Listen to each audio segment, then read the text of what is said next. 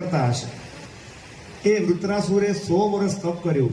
100 વર્ષ તપ કર્યું એટલે બ્રહ્માજી એમના ઉપર પ્રસન્ન થયા અને બ્રહ્માજીએ કીધું, વત્સ, શેના માટે તપ કરે છે? શું જોઈએ છે તારે? માંગ, તારે શું જોઈએ છે? અને ત્યાં વૃત્રાસુરે માગ્યું છે કે મને કોઈ પણ વ્યક્તિ ભીની વસ્તુ કે સૂકી વસ્તુ એ ન મારે, મને કોઈ વ્યક્તિ રાત્રે ન મારે કે મને કોઈ વ્યક્તિ દિવસે ન મારે.